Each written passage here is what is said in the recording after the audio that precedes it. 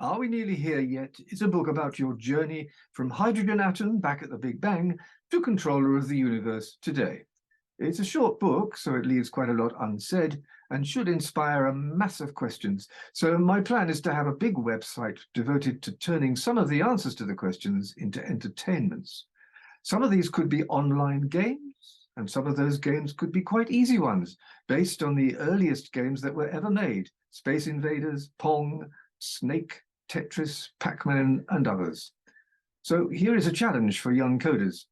Can you recreate those early days, tweak them to suit the story, and so make them educational? Here you are at the very beginning, an atom of hydrogen. Hi, hydrogen, welcome to the universe. Now you'll have to build it. The story starts with you and your neighboring atoms making plans to build a universe before realizing that actually the universe is building itself using gravity. All the atoms are drawn together by gravity, and the more gravity, the more atoms get drawn together. It's inevitable. Thing is, though, if the ball becomes too big, it'll explode like a hydrogen bomb, which you don't want. So here's the first challenge, using some of the first video games in the universe: Pong and Space Invaders. Gazillions of atoms gather to make a star. Can you kick them out again? Like with Pong, you can bat them out in different directions. And like with Space Invaders, there's quite a few of them, so it's pretty likely you can't win, what with the increasing tempo and all that, but you can get a score of some sort. Can you make a game that combines those two classics together? Later in the story, you come to life in a molecule of DNA. The DNA molecule is that famous spiral scaffolding which holds the code of A, T, G, and C molecules. When it's time to copy the DNA, the two spirals separate, each with half the code, and each half must replace its missing A, T, Gs, and Cs. Can you do this? Game 2 is DNA meets Tetris. In Tetris, blocks descend from above and have to be rotated to fit into the wall below.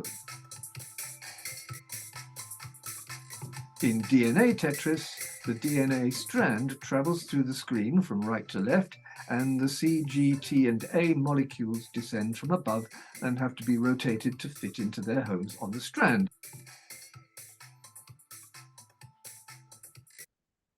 Next, hunt the Pringle.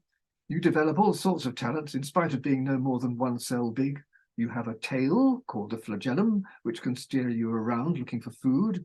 And you have a sense of smell, so you can tell the difference between good food and bad, but you can't see, so you have to navigate using smell alone.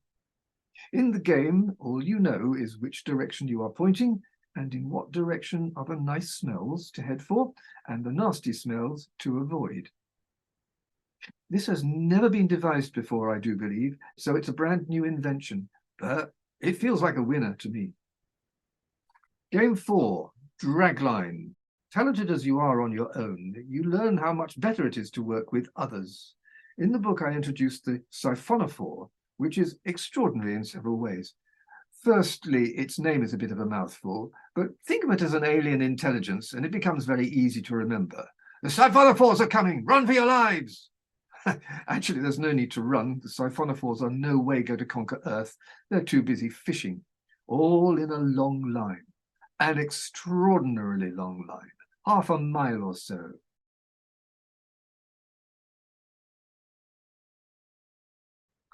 It's just like the game of Snake. I can't see anything that needs to change, so there you are, your job is practically done. The random animal. The thing about evolution is that it's pretty chaotic. So let's see what can be created using random choices. Operating on the power of random, the machine produces different limbs in no particular order: eyes, noses, legs, earses, bodies, headses, armses, and the player has to move them around to make the most viable creature from each piece, each one in order.